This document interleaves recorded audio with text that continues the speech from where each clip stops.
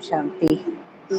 तो 1 घंटे के लिए सब चिंता, सब फ़िक्रें छोड़ देते हैं। 1 घंटे के लिए तो छोड़ दें। बाबा कहता है बच्चे 1 घंटा बढ़ते-बढ़ते 1 से डेढ़, डेढ़ से 2, 2 से ढाई, क्योंकि जिस चीज़ की हमको आदत पड़ती है, जो चीज़ अच्छी लगती है, उसको हम अपने जीवन की शैली बना लेते हैं। एक बार टेस्ट पड़ने की बात है। तो ये 1 घंटा सिर्फ अपने लिए, 23 घंटे दुनिया के लिए। तो आज की जो मुरली क्लास है वो लेते हैं। बाबा समझाते हैं मीठे बच्चे, अब चने मुट्ठी के पीछे समय बर्बाद ना करो। बाबा कहता है कि बच्चे ये जीवन आपका कैसा है, अनमोल है। बाबा कहता है क्योंकि इसी बाबा कहता है अंतिम पड़ाव में आपको स्वयं परमात्मा आकर मिला। तो इस समय बाबा कहता है चने मुट्ठी माना। बाबा कहता है जो तुम्हारी अल्पकाल की कमाई, विनाशी कमाई, इसको बाबा कहता है चने। बाबा कहता है इस चने मुट्ठी के पीछे अब अपना जीवन बर्बाद ना करो, बाप के मददगार बन बाप का नाम बाला करो। बाबा कहता है जो मेरे मददगार बनते हैं, बाबा कहता है वो नाम और शान के मोहताज नहीं रहते। फिर आज का जो प्रश्न है, तुम्हारे कदम आगे बढ़ रहे हैं, इसकी निशानी क्या है? बाबा कहता है ये ज्ञान के पथ पर आपके कदम आगे बढ़ रहे हैं, इसकी निशानी क्या है? हमने एक बार एक फिल्म देखी थी, उसमें दिखाया था कि कुछ कपटी होते हैं ना जो छल करते हैं पब्लिक को। तो पब्लिक से टिकट्स सब बेचते हैं कि आओ हम आपको ऐसा शो दिखाएंगे जिस पर एक महाराज आपको पानी पर चल के दिखाएगा। तो बहुत एक्साइटमेंट होती है लोगों में कि देखें ऐसी कौन सी तपस्वी आत्मा आई है जो पानी पर भी चल के दिखा सकती है। तो बहुत बड़ा आडंबर किया गया, पब्लिक आई और दिखाया है। सब बैठे हैं देख रहे हैं कि अब महाराज आए और देखें कि पानी में कोई कैसे चल सकता है। तो जैसे ही वो सीन शुरू हुआ, क्योंकि वो पंडित जो दिखाया है तपस्वी, वो कोई तपस्वी नहीं था। पिक्चर जब देखी तब हमको इस चीज का आइडिया भी नहीं था कि ये क्या है, लेकिन जब जब ज्ञान सुनते हैं तो अब समझ में आता है। बाबा कहते हैं बच्चे ज्ञान में चलना ऐसे है जैसे कोई पानी पे चल के दिखाए, क्योंकि भक्ति में चलना तो हमारे लिए बहुत सिंपल था। क्योंकि भक्ति में कभी हमने ना तो स्वयं के परिवर्तन के बारे में सोचा था, वहां सिर्फ हमने एक गुहार लगाई। कहते हैं ना तेरे दर पे आया सवाली, तो मन में सवाल ही थे और सवाल ही रह गए। लेकिन जब ज्ञान में आते हैं तो कहते हैं ज्ञान में चलना ऐसे है जैसे पानी पे चल के दिखाना। अब देखो एक जमीन पे चलना और एक पानी पे चलना।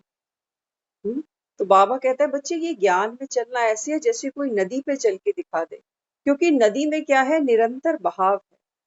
एक हल्की चीज होती है ना, वो पानी पे तैर जाती है, लेकिन इतना भारी शरीर थोड़ी चल सकता नदी पे। तो बात किसकी थी?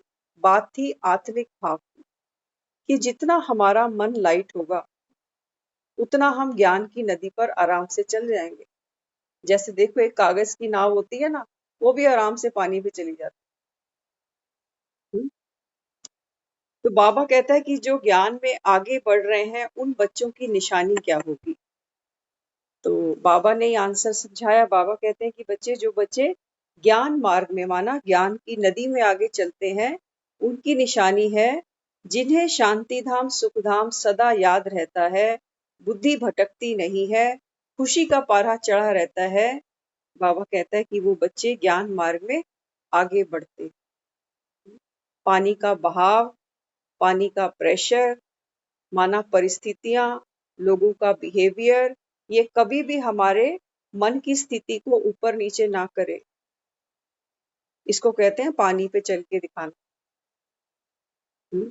वास्तव में जो पानी का प्रेशर है, पानी का जो एक पढ़ाव आता है, एक पानी के अंदर एक जो उठाव आता है, तो हम कहते हैं ना बाबा मन की स्थिति कभी संभलती है, कभी फिर गिर जाती है, कभी एक पेपर आता है फिर दूसरा आता है, जैसे समंदर में लहरें उठती चली जाती।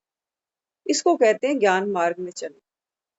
पानी पे चल के दिखा। तो बाबा कहता है वो चल सकते हैं इसके ऊपर बच्चे। बाबा कहते हैं जिनकी बुद्धि नहीं भटकती। बुद्धि भटकना माना, बाबा कहता है जब तुम लहरों का ही चिंतन करते चले जाओ कि हाय एक और आई, एक और आने वाली है, कितनी लहरें आ रही हैं। बाबा कहता है अगर ज्ञान मार्ग में चलना है तो इन लहरों से तुमको दोस्ती करनी पड़ेगी, इनका चिंतन नहीं करना। हम क्या करते हैं, इन लहरों का, इन आत्माओं का, इन परिस्थितियों का चिंतन ही करते चले जाते कि कितनी बड़ी लहर आ रही है, कितना बड़ा पेपर आ रहा है। तो अपनी स्थिति तो भूल ही जाती है, फिर डूब जाते हैं, फिर गिर पड़ते हैं। इसलिए बाबा यहाँ हमको समझाता है कि बच्चे लहरों को देखकर, बाबा कहता है आपकी बुद्धि भटके नहीं, खुशी का पारा हमेशा चढ़ा रहे। तो बाबा कहता है ये फिर आपकी चढ़ती कला की निशानी है। ओम शांति। याद से ही सुख मिलता है, जाना तो आखिरी सभी को शिवालय में है। बाबा कहता है ये शिव की बारात चढ़ रही है अभी। हम सब शिव की बारात में इनवाइटेड हैं। वो कहता है आपके पास चॉइस है, या तो पार्वती बन के चलना पड़ेगा या बाराती बन के चलना पड़ेगा, लेकिन जाना सबको है। तो बाबा कहता है कि बच्चे याद से ही सुख मिलता है, जाना तो आखिरी सभी को शिवालय में है। तो आप देखो हम सभी लोग शादियां अटेंड करते हैं, बारातों में जाते हैं, सज धज के जाते हैं। तो बाबा कहता है कि बच्चे यहाँ पर जब अगर पार्वती बनना है तो 16 श्रृंगार करने पड़ेंगे, 16 कला संपूर्ण बनना पड़ेगा। और बाबा कहता है अगर बाराती बनना है तो बाबा कहता है फिर भी जाना तो पड़ेगा। बाबा कहता है जो पार्वतियां बनेंगी वो ससुराल जाएंगी, बाकी जो बाराती हैं बाबा कहता है वो शिवालय तक जाएंगे। हाँ, तो बाबा हमको समझाता है शिवाला माना मुक्ति धाम। एक है शिवालय शांति के लिए, दूसरा सुख के लिए, दोनों याद कर ले। तो बाबा आज हमको बताता है कि दो शिवालय हैं। दुनिया ने तो देखो शिवालय यही दुनिया में बनाए हैं, मंदिरों को ही हम शिवालय कह देते हैं, लेकिन बाबा कहता है वास्तव में दो शिवालय हैं। एक शिवालय जहां हम सब अभी घर चले गए, और दूसरा उसके बाद बाबा कहता है जिन आत्माओं का सतयुग में पाठ होगा। तो आप देखते हो ना जब बारात चलती है तो एक पॉइंट होता है जहाँ पे असेंबल होती है बारात। तो अभी क्या है, सूक्ष्म वतन वो पॉइंट बना हुआ है जहां पर जो जो आत्माएं तैयार हो रही है ना, वो उस पॉइंट पे जाके रुकी हुई है। उस पॉइंट से फिर सब इकट्ठे चले। तो यहाँ बाबा हमको समझाता है कि बच्चे आपको दोनों को याद करना है। बाप ऑर्डिनरी टीचर नहीं है, सामने गफलत ना करें, गुटखा ना खाएं। बाबा कहता है कि होता है ना कई बच्चों को क्लास में उबासी आती है, कई बार होता है कि क्लास स्किप करके चले गए। तो बाबा कहता है मैं ऑर्डिनरी टीचर नहीं हूँ। दुनिया के टीचर आते हैं, सैलरी लेते हैं, इसको किसी ने सैलरी नहीं देनी, कोई छुट्टी नहीं है इसकी, संडे की, दिवाली की, 15 अगस्त की, रोज आ रहा है। तो बाबा कहता है कि बच्चे मैं तो ऑर्डिनरी टीचर नहीं हूँ, मेरे सामने गफलत नहीं करना, झुटका ना खाना कि बाबा सुना रहा है और हमको नींद आ रही है। बाबा कहता है ये हो नहीं सकता कि प्रेमी मिलने आए और प्रेमी को खराटे आ जाए, प्रेमिका को। तो बाबा कहता है ऐसे मिलते हो मुझसे, ये समझ के मिलते हो। बाप बैठे थोड़ी ही रहेंगे, थोड़े टाइम में चला जाएगा। बाबा कहता है कि बच्चे मेरे पास भी लिमिटेड टाइम है। संगम का युग अगर हम कंपेयर करें ना 4 युगों से, तो चारों युगों की अवधि 1250 की है। तो ये सोच के चलो कि हमको 12वां हिस्सा भी नहीं मिल रहा, और 100 साल तो हम में से किसने देखे। 86 ईयर का ज्ञान तो पहले ही निकल चुका, हमारे पास तो क्या लगा अभी याद। बाबा कहता है फिर भी सोचो, पतीला नहीं कम से कम मलाई तो खा रहे हो। आज जो हम ज्ञान सुनते हैं ना, ये मोस्ट रिफाइंड ज्ञान है, क्योंकि इतने भाई बहनों ने इसके ऊपर मनन चिंतन कर दिया, इतना इस ज्ञान को रिफाइन कर दिया। आज हर जगह हमको हर प्रकार की क्लास मिल सकती है, लेकिन आज से कुछ सालों पहले ये फैसिलिटीज नहीं थी कि घर में सब इकट्ठे बैठ कर संगठन के बल से मुरली सुने, योग लगाएं। आज हम सब अपने अपने घरों की खिड़कियों से सब इकट्ठे होकर बैठते हैं। तो बाबा कहता है बच्चे तुम तो लकी हो जो मक्खन खाने के समय पहुंचे हो। तो बाबा हमको समझाता है कि अच्छी बच्चियां कहेंगी 400-500 के लिए मुफ्त समय क्यों बर्बाद करें। बाबा कहता है कि बच्चे क्योंकि माया है ना, दुनिया में हम कहते हैं कितना भी कमाओ कम पड़ता है, महंगाई बढ़ती चली जाती है।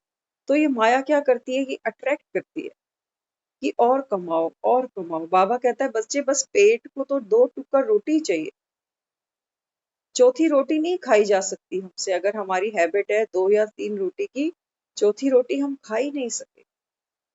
लिमिट है ना, मर्यादा है ना पेट की, उस मर्यादा में ये चलता है तो सुखी रहता है। लेकिन बाबा कहता है इसकी तो कोई मर्यादा ही नहीं, कभी सोचा ही नहीं कि इसको किसी मर्यादा में बांध दे। नहीं भी होगा तो मुंगेरी लाल के सपने हम सब देखते हैं कि ऐसा हो जाए वैसा हो जाए। हम्म? तो यहाँ बाबा हमको समझाता है कि बच्चे अब चने मुट्ठी के पीछे समय बर्बाद नहीं करना। कुमारियां फ्री हैं, भले कितना बड़ा पगार हो तो भी जैसे मुट्ठी में चने हैं। आजकल तो सैलरी पैकेज भी बहुत अच्छे अट्रैक्टिव मिलने लगे हैं। लेकिन बाबा कहता है बच्चे कितना भी बड़ा आपकी सैलरी पैकेज है, लेकिन बाबा कहता है बच्चे ये जैसे मुट्ठी में चने हैं। बाबा कहता है जब तक काम करते हैं तो सैलरी मिल रही है, अगर बाबा कहता है काम करना बंद किया तो कौन सैलरी देगा, देगा कोई। हाँ, इसलिए बाबा कहता है बच्चे ये सब विनाशी है। कमाना जरूर है, वो हमको कमाने से मना नहीं करता। हो सकता है हमारी सैलरी पे ही सारा परिवार चलता है। तो बाबा की मुरली को गलत डायरेक्शन में नहीं लेना कि वो हमको कमाने से मना करता है, लेकिन हाँ वो असीमित में जाने को मना करता है। लिमिट क्रॉस करने को वो हमको कहता है कि बच्चे ये माया खेलती है आपके साथ। हम्म? तो बाबा यहाँ हमें कहता है कि कितनी भी बड़ी पगार हो तो जैसे मुट्ठी में चने हैं। बाप चने मुट्ठी अब छुड़ाने आए हैं, यह चने भी नसीब में नहीं आएंगे। हाँ, चने की बात याद आती है ना, तो दिखाया है सुदामा और कृष्ण। सांदीपन गुरु के यहाँ जब पढ़ते थे तो गुरु ने एक बार सेवा दी और बोला जाओ दोनों जंगल में लकड़ियां लेकर आओ। सर्दी के दिन थे तो सुदामा और कृष्ण दोनों चल पड़े। तो जो गुरु माँ थी उन्होंने पोटली में थोड़े से चने दिए थे कि जब भूख लगेगी तो खा लेना। तो सुदामा के पास में जो चने थे उसमें कृष्ण का भी हिस्सा था। तो दिखाया दोनों पेड़ पर अपने अपने वृक्ष पर टंगे हैं और अपना लकड़ी थोड़ा थोड़ा काट रहे हैं। तो अचानक फिर क्या हुआ, मौसम खराब हुआ, थोड़ी सी बारिश हुई तो कपकपी छूटी सुदामा को और बैठकर फक्का मार मार के चने खाने लगा। तो कृष्ण ने बोला अरे सखा क्या खा रहे हो, मुझे भी दो। तो वो झूठ बोला, कहता है कि मैं कुछ खा थोड़ी रहा हूँ, सर्दी से मेरे दांत कटकटा रहे बज रहे हैं। तो कहते हैं देखो ये 2 मुट्ठी चने के पीछे सुदामा ने कितनी दरिद्री भोगी। तो यहाँ बाबा भी हमको समझाता है। बाबा कहते हैं बच्चे ये 2 मुट्ठी चने के पीछे ऐसा ना हो कि भगवान से ही वंचित रह जाओ। फिर नहीं कहना कि भगवान ने जब समझ बांटी हम तो हम कहाँ सो रहे। पार्वतियां अक्सर सो जाती हैं जब राम की कथा चलती है। तो बाबा कहता है कि बच्चे अभी नहीं सोना। तो बाबा आज फिर हमको कह रहे हैं कि ये 2 मुट्ठी चने हैं, इसमें सिर्फ एक पैसे की बात नहीं आ रही है, इसमें इस मुट्ठी में वो सब कुछ है जो हमको अपने जीवन में बांध के चलता। हमारा मोह भी है, हमारा लोभ भी है, हमारा अहंकार भी है, हमारे रिश्ते भी हैं, हमारी थोड़ी थोड़ी नफरत भी है, थोड़ी थोड़ी घृणा भी है, थोड़ी ईर्ष्या भी है, ये सब चने हैं। बाबा कहता है फिर ये जो चने चबा रहे हो ना, बाबा कहता है ये तुमको राम से वंचित कर देता। तो 23 घंटे हम सब यही चने चबाते हैं, पता है आपको। माया हमको उसको याद ही नहीं करने देती, कहती ये चने तो चबाओ पहले, कितने टेस्टी हैं। कभी किसकी याद आती है, कभी किसकी याद आ जाती है, कभी कोई काम याद आ जाता है, तो ये चने ही चबाते हैं हम सारा दिन। तो बाबा हमको फिर से रियलाइज करा रहा है कि 2 मुट्ठी चने, बाबा कहता है इसके पीछे अपना समय बर्बाद नहीं करना। जो जरूरी है बाबा कहता है करो, लेकिन व्यर्थ में नहीं जाना। मर्यादाओं की लकीर बाबा कहता है नहीं क्रॉस कर देना। किसकी मुट्ठी में 5 चने अर्थात 5 लाख होंगे, वह भी खत्म हो जाए। आज बाबा एक चने को 1 लाख रुपया बता रहा है। तो सोचो किसी की मुट्ठी में अगर चने हैं तो कितने हो सकते हैं? करोड़ों की बात है, अरबों की बात है। बाबा कहता है कि बच्चे ये सब चने हैं, बिखरते हैं। जब दुनिया से कोई जाता है ना, आपने देखा जब कोई जाता है ना पूंजीपति, तो कैसे पीछे बंटवारे हो जाते हैं, चने बिखर जाते हैं। क्लेम करने वाले बहुत हैं, बच्चे, पोते, बहुएं, बेटियां सब खड़े हैं, वो चने ही मांगने आते हैं कि अब हमको दे दो। तो बाबा कहता है ये जो सारी दौड़ है ये चनों की तो है, कमा कमा के मर गए, लेकिन बाबा कहता है हाथ नहीं आया। तो यहाँ बाबा हमको समझाता है, मुट्ठी में चने होते ही प्राण निकल जाते हैं, इस बंदर पने से तुमको छुड़ाना है। बाबा कहता है जो बंदर होते हैं ना, अपने हाथ में उसके हैं खाने का, केले भी हैं, कुछ और भी है, लेकिन उसको ना खा के ना वो दूसरों पे जाके झपट्टा मार के आता। तो बाबा यहाँ हमको समझाता है कि बच्चे, मुट्ठी में चने होते भी प्राण निकल जाते हैं। पैसा जेबों में होता है, लेकिन बाबा कहता है काम कहाँ आता है। इसलिए बाबा कहते हैं कि बच्चे इस बंदर पने से, क्योंकि बंदर के अंदर लोभ बहुत होता है, बहुत लोभी होता है। जैसे ही कोई चीज देखता है ना, तुरंत लपक के दौड़ता है। आप देखो, हम रोज बाहर जाते हैं ना, वहां डॉग्स होते हैं, उनको देख के ज्यादा बेचैनी नहीं होती, लेकिन आप एक बंदर को अगर देख लोगे ना, आपको डर लगने लगेगा कि पता नहीं कहाँ से आकर कुछ कर ना दे। तो किसी को बंदर दिखता है ना, तो लोग कहते हैं हाथों में कुछ खाने का है तो तुरंत छोड़ दो, नहीं तो ये जरूर अटैक करेगा। तो बंदर कितने लोभी हैं। हाँ, तो यहाँ बाबा भी हमको समझाता है कि बच्चे, ये बंदर पने से मैं तुमको छुड़ाने आया हूँ। तो बंदर तो क्या करते हैं, हम जब छोटे थे हम कहते थे नकलची बंदर। देखो राम की सेना में भी बंदर दिखाए गए। एक विशेषता, एक बहुत बड़ी विशेषता भी है बंदरों की। राम ने बंदरों को चूज किया, एक विशेषता है बंदरों के अंदर, जिसकी वजह से राम ने बंदरों की सेना बनाई, और वो विशेषता है नकलची बंदर।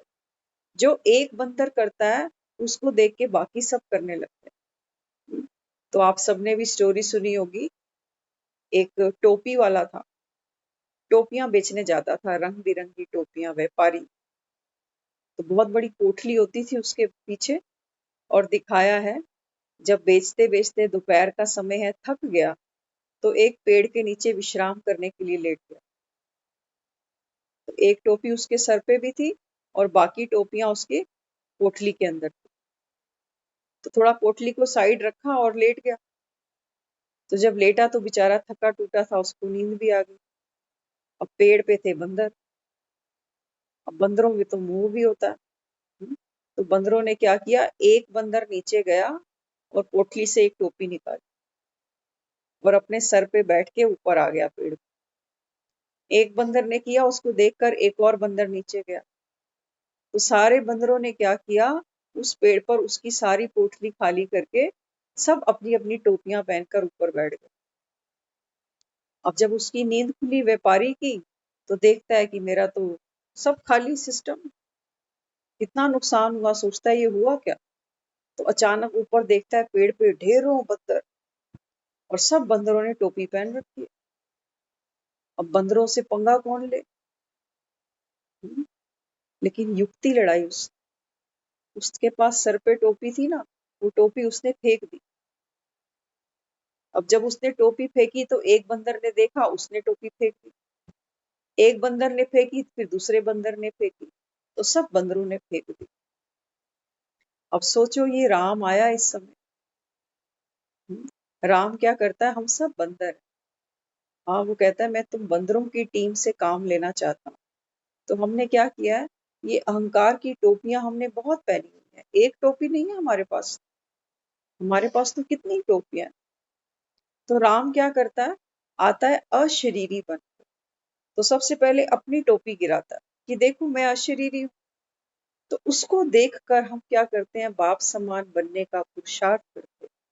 तो हम भी अपना अपना अहंकार गिराने का जतन करते हैं। तो यहाँ पर क्या करता है, वो कहता है कि मुझे नकलची बंदर हो ना, ये तुम्हारी क्वालिटी बड़ी प्यारी लगती है। तो एक ही बंदर अगर सीख लेगा ना, उसको फिर देखकर दूसरी टीम अपने आप तैयार हो जाएगी। तो सबसे पहले ब्रह्मा को पकड़ा। हम्म, और ब्रह्मा ने सबसे पहले देखा कि ये तो अशरीरी निराकार परमात्मा है। हाँ, तो उसको पहचाना और उसके समान बनने के लिए लोभ त्याग दिया, मोह त्याग दिया। ये टोपियां थी, ये सारी टोपियां उसने छोड़ दी। अहंकार की टोपी, लोभ की टोपी, मोह की टोपी, तेरे मेरे की टोपी, सब टोपियां नीचे फेंक दी। हम्म, और उसको देखते देखते आज देखो कितने टोपियां गिरा दी। हाँ? तो बाबा कहता है बच्चे टीम आगे बढ़ रही है ना, सेना आगे बढ़ रही है। तो हम सब भी तो सेना के ही हैं। तो बाबा कहता है बच्चे ये गिरी टोपियां बीच बीच में क्यों पहन लेते हो? हम्म, इसलिए बाबा कहता है कि बच्चे एक समान बनो, संगठन में बैठो। तो बाबा कहता है बंदर क्या करता है? दूसरे बंदर की मदद करना चाहिए। तो जैसा बाबा कहता है ना, जैसा तुम करोगे तुम्हें देख दूसरा करेगा। इसलिए बाबा कहता है बच्चे जो भी कर्म करो ना, सोच के करो। एक तुमने किया, तुमको देख सारे करने वाले। हम्म, तो कहेंगे शादी करो तो पैसे देंगे, पवित्र रहना है तो पाई भी नहीं देंगे। बाबा कुमारियों के लिए बात कहता है। बाबा कहते हैं जो कुमारियां हैं, हाँ, क्योंकि हमारा जो समाज है ना, कलयुगी समाज में भी हमारी कुछ मर्यादाएं हैं। हम कहते हैं राजाओं ने भी बेटियां नहीं बिठाई होती, ये हमारी कलयुग की मर्यादा है। हम्म, तो यहाँ परमात्मा हमको क्या समझाता है? बाबा कहता है कि बच्चे इस समय क्या कहते हैं कुमारियों को माता पिता, कि शादी करो तो तुमको दान दहेज भी देंगे। और अगर नहीं करती हो तो पाई पैसा भी नहीं देंगे। तुम कोई से भी डरो मत। अब बाबा क्या कहता है? हाँ, मीरा को देखा था ना, मीरा को कितना टॉर्चर किया गया, कहते हैं विष तक पिला दिया गया। कौन सा विष पिलाया होगा सोचो। हम तो सोचते हैं कि कोई शीशी दी होगी और पिला दिया होगा। लेकिन बाबा हमको समझाता है कि बच्चे ये जो तुम सब्र के घूंट पीते हो ना, दूसरे बात जो लोग तुम्हारे बारे में बातें करते हैं, निंदा करते हैं, जो तुमको सहन करना पड़ता है, ये है विष। बाबा कहता है तुम सब कितनी मीराएं बैठी हो। कई लोग तो ये भी टोन मार देते हैं, अरे तुम्हारे बस की नहीं, ज्ञान तो सुनते हो, असर तो कुछ नहीं होता तुम्हारे को। तुम जैसे तब थे ऐसे अब भी हो। लेकिन बाबा कहता है बच्चे रसरी आवत जात ते सिर ते परत निशान। संग का रंग ना पड़े, बाबा कहता है ये हो नहीं सकता। तुम आकर बैठो तो सही, बैठो तो सही, बाबा कहता है। हाँ, लेकिन समय देकर बैठना। ये नहीं कि हम सोचे कि 15 दिन से सुन रहे हैं मुरली, 1 साल से सुन रहे हैं मुरली। हाँ, बाबा कहते हैं बैठना तुम्हारा काम है, बाकी रंग चढ़ाना मेरा काम। तो दुनिया में भी तो रंग चढ़ाते हैं ना, जिसके साथ बैठते हैं उसी के जैसी बोली बोलने लगते हैं। होता है नहीं होता? हाँ, तो बाबा कहता है बाप के साथ तो बैठो। तो बाबा कहता है ना रंग चढ़े तब मुझे कहना। 10 बातें कहेगा, एक तो याद रहेगी, एक तो याद रहेगी। सोचो वो एक भी हमको समय पर याद आ गई तो कितने कर्मों का बिगाड़ खाता बनाने से हम बच जाएं। बाबा हमको ज्यादा प्रेशर भी नहीं देता। वो कहता है बस एक ही बात ले लो। इसलिए बाबा कहता है बच्चे जो लिखते हो सिर्फ डायरी में नहीं, बाबा कहता है मन की डायरी में जाए। क्योंकि ये डायरियां यहीं रह जाने वाली। लेकिन फिर भी बाबा कहता है लिख लो, क्योंकि मनन चिंतन के लिए अच्छा है ना। तो यहाँ बाबा हमको समझाता है, यहाँ है अल्पकाल का सुख, आज कुछ मर्तबा कल मौत आई तो खल्लास। बाबा कहता है बच्चे एक जीवन के लिए कितनी मेहनत करते हो। हाँ, तो बाबा कहता है जो भी कुछ यहाँ तुमने बनाया, ये सब बाबा कहता है अल्पकाल का सुख है, मौत आई सब खल्लास। तो बाबा कहता है बाहर गए माया डंडा उठाकर बैठी है। बाबा कहता है यहाँ तो बैठे हो बाप के पास, बाप कहते हैं बच्चे बेफिक्र बादशाह बनकर बैठो। हम्म, और माया कई बार संकल्पों से यही अटैक करती है, अरे जल्दी चल, 10 बजने वाले हैं, बतेरे काम निपटाने हैं, कहाँ बैठ गए। तो ये कमजोर संकल्प आते हैं ना। आप देखो हमारे अंदर ना ये आदत पहले बहुत थी, ये हमारे ब्लड में है कि कोई भी काम होता है ना, कहीं पहुंचना है, किसी को टाइम दिया है, तो हमेशा हम वहां 10 मिनट पहले ही पहुंचे। इससे दुनिया दुखी हो जाती है कि अरे तुमने जो टाइम बोला उसी टाइम आ गए, आधा घंटा तो ऊपर नीचे हो ही जाता। हम्म, तो अब हमने क्या किया, ज्ञान को सुनते सुनते एक चीज को हमने अभी अपने अंदर धारण किया कि हम एक्यूरेट टाइम पे जाएंगे। इसकी आदत तो नहीं छूटेगी, ये तो करेंगे ही करेंगे, क्योंकि जिसने समय की कदर की है, समय उनकी कदर करता है। लेकिन दूसरा अगर समय पर नहीं पहुंचा तो वहां दुखी डिस्टर्ब नहीं होना। पहले बहुत होते थे कि समय की वैल्यू नहीं, यहाँ वेट कर रहे हैं, अभी तक फोन नहीं उठाया, ये नहीं हुआ, वो नहीं हुआ। अब पता है, मेंटली प्रिपेयर है कि जिसने भी आना उसको ग्रेस टाइम दे दो, 10 मिनट, 15 मिनट, 20 मिनट। और एक लाइफ में ऐसा चांस अपने साथ हुआ था, आज भी हमको याद आता है। एक पार्टी से फर्स्ट टाइम विजिट करना था, और वो पहली ऐसी पार्टी थी जो हमसे भी पहले पहुंची हुई। हम्म, तब मन में ये आया कि ये भाई इनके साथ हमारा तालमेल अच्छा रहेगा, और वो तालमेल आगे भी बढ़ा और अब तक चल। लेकिन दूसरों के संस्कार जब हमसे मैच नहीं करे ना, वहां हमको डिस्टर्ब नहीं होना। तो बाबा भी हमको यही समझाता। बाबा कहते हैं बच्चे यहाँ तो बैठे हो, अपने आप को समय दिया है कि 9 बजे क्लास शुरू होगी, 9:30, पौने 10, मैक्सिमम 10 तक खत्म है। लेकिन माया यहाँ आके दरवाजा बार बार खटखटाती है, अरे उठो ना, उठो। सोचो, आज हम इतने सुदामा निधन के बन चुके हैं, हमारे पास अपने लिए तसल्ली से 1 घंटा भी नहीं है। कहते हैं ना लोग, मरने की फुर्सत नहीं है जी, खाना खाने की फुर्सत नहीं है जी। क्यों कहते हैं? क्योंकि अपने लिए कोई नहीं जी रहा, अपने लिए कोई नहीं जी रहा। और हम वो सौभाग्यशाली हैं कि धंधा धोरी करते हुए भी हमने अपने संकल्प से अपने लिए 1 घंटा बचाया है। अपने संकल्प से, नहीं तो काम तो हमको भी बहुत है। ऐसा थोड़ी कि काम हमको नहीं है, हम वेले हैं घरों से, नहीं, सबको काम है। लेकिन किसी की तबीयत हल्की है, वो तब भी बैठा हुआ। किसी के घर में खाना पकाना है, वो तब भी किचन से मुरली सुनते हैं यहाँ पर। काम तो सबको करना, क्योंकि बाबा कहते हैं माया तुम्हारा पीछा मरते दम तक तो छोड़ेगी। कर्म के बिना, बाबा कहता है, आत्मा की तो कोई गति है ही नहीं, कर्म तो तुमको कूटने पड़ेंगे। अपने अपने हिस्से के, बाबा कहता है, कर्म भोग तुमको चुप चुप करने पड़ेंगे। और इसी बीच बाबा कहता है तुमको बाप का भी बनना पड़ेगा। हम्म, तो एक बार दिखाया है, एक फकीर है, एक नदी बह रही है। हम्म, और काफी लोग जो है नदी को पार कर रहे हैं। तो फकीर डर रहा है, कहता है कि मैं तो नहीं जा सकता। उसने कहा, क्यों क्यों नहीं जा सकता? कहते हैं जब ये नदी रुक जाएगी तब मैं जाऊंगा। तो लोग हंस पड़े, कहते हैं अरे आप तो इतने बड़े विद्वान हो, आपको पता नहीं है कि नदी नहीं रुकेगी कभी भी, चलती नदी पार करनी पड़ेगी, यहीं तो खड़े रहोगे सालों साल। तो फकीर ने कितना सुंदर हमको मैसेज दिया। हम सब भी यही सोचते हैं कि जब जीवन में ये जिम्मेवारियों का बहाव खत्म हो जाएगा, ये प्रेशर जब खत्म हो जाएंगे, तब हम मुरली सुन लेंगे। इतना समय नहीं देगा हमको जी। आप देखो, हम सब बहुत लकी हैं। आजकल दुनिया में कितनी मारा मारी, 2 वक्त की रोटी कमाने के लिए आदमी कितनी मेहनत करता है। और सोचो, इसके बीच में अगर कोई परेशानी आती है, तब तो 1 घंटा मैनेज करना बहुत बड़ी बात है। हाँ, तो आज के इस स्ट्रेसफुल लाइफ में भी हम सब ने अपने लिए 1 घंटा निकाला है। तो सोचो, इस 1 घंटे से हमारी जो प्राप्ति होगी वो अविनाशी है। कहने की बात नहीं है सिर्फ कि ठीक है वो विनाशी है, मरने के बाद तो पैसा साथ नहीं जाता, और ये कह रहे हैं कि यहाँ अविनाशी कमाई है। अब ये सिक्के तो हमको दिखते नहीं ना, यहाँ के वहां के तो नोट दिखते हैं हमको कि महात्मा गांधी आ गए घर पे।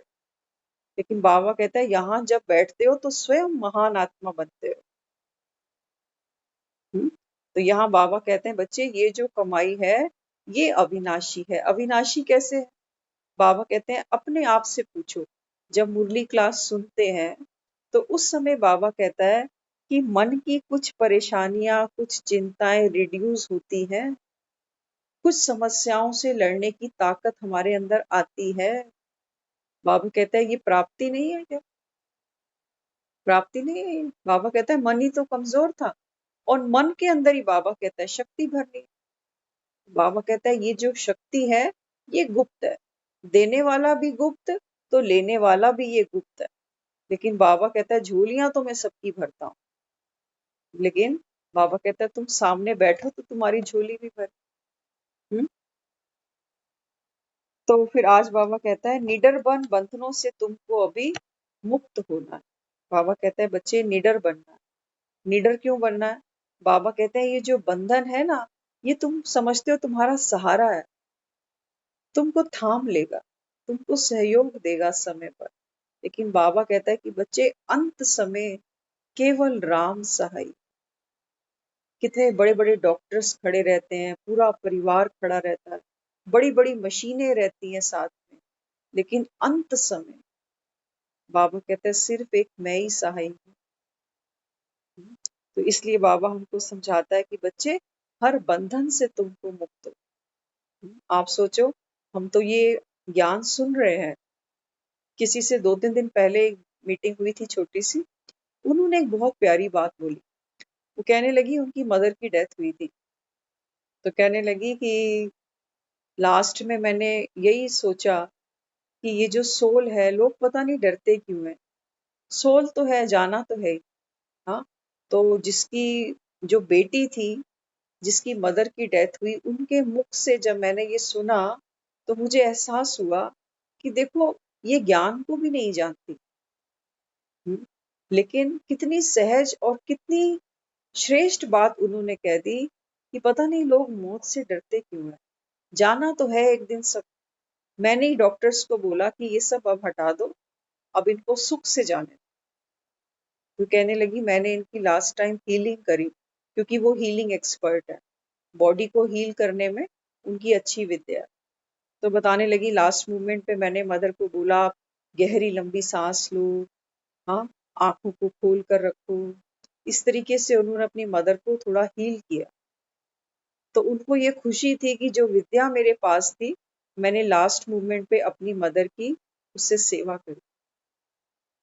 लेकिन सोल थी, सोल में क्या था, कहाँ गई, वो कुछ नहीं जानती। तो यहाँ बाबा भी हमें कहता है कि बच्चे जो मृत्यु है ना, ये सिर्फ बाबा कहता है एक परिवर्तन, और कुछ नहीं। तुमको बाबा कहता है मृत्यु का भय नहीं होना चाहिए, क्योंकि तुमने अपने आप को पहचाना है। ये देह बाबा कहता है छूटेगी, लेकिन छूटने से पहले बाबा कहता है इसका सदुपयोग कर लो। रोग भी आएंगे, बुढ़ापा भी आएगा, सब कुछ होगा, लेकिन बाबा कहता है इसी बहती नदी से बाबा कहता है तुमको क्रॉस करना पड़ेगा। ये नाव ही है हमारी, और ये इसमें बैठा हुआ है, अंदर कहता है मेरा बेड़ा पार लगा दो। आत्मा को पार लगना है ना, ये नाव में बैठकर। नाव है तो पार लग रही है, पुरुषार्थ कर रही है। हाँ, तो बाबा भी हमको यही समझाता है कि बच्चे अभी बंधनों से तुमको मुक्त होना है। तो आत्मा का जो सबसे बड़ा बंधन है वो है अपने ही देह से। बाबा ने बोला ना मुरली में कि भाई गिरते गिरते बाबा कहता है बच्चे आप जंगल में आकर पहुंचे हो, और जंगल में क्या होता है, डाकू होते हैं। जंगल में क्या होता है, जंगल में कांटे होते हैं, और सबसे बड़ा डाकू, सबसे बड़ा कांटा बाबा कहता है ये देह का भान है, ये देह का भान। हाँ, तो इस समय बाबा कहता है संतुष्टता के 3 सर्टिफिकेट ले, योगी जीवन का प्रभाव डालने वाले सहज योगी भवा। स्व से संतुष्ट, बाप से संतुष्ट, लौकिक अलौकिक परिवार से संतुष्ट। बाबा कहता है बच्चे अंत में जो आत्मा है उसकी स्थिति कैसी होनी चाहिए? सबसे ऊपर हो साक्षी की स्थिति। साक्षी से ऊपर और कुछ भी नहीं होता। सबसे बड़ी जो हमारी स्थिति है वो है साक्षी। बाकी जो हम कहते हैं मैं संतुष्ट मणि हूँ, मैं न्यारी आत्मा हूँ, मैं ज्ञान स्वरूप हूँ, मैं पवित्र आत्मा हूँ, ये सब तो हमने स्वमान दिए, लेकिन इन स्वमानों की भी साक्षी मैं आत्मा हूँ। तो यहाँ बाबा हमको समझाता है कि बच्चे अंत समय में सबसे संतुष्ट होना, लौकिक परिवार से भी, अलौकिक से भी, बाप से भी और स्व से भी। स्वराज्य का तिलक, विश्व कल्याण का ताज, स्थिति के तख्त पर रहने वाले ही राजयोगी हैं। तो बाबा हमको सिर्फ योगी नहीं कहता, हमको राजयोगी कहता। बाबा कहता है बच्चे तुमने राज को पहचाना, तुम दुखी नहीं हो सकते। हाँ, और दूसरा बाबा कहता है तू राज्य अधिकारी आत्मा, सर्व कर्म इंद्रियों के ऊपर बाबा कहता है तुझको अंकुश लगाना, सूझ से चलाना है, समझ से चलाना, लगाम तेरे हाथ में हो, घोड़े जहां दौड़ाने हैं वहां दौड़ाओ। इसलिए बाबा हमको कहता है कि बच्चे आप राजयोगी आत्मा हो। तो आज की मुरली ओम शांति।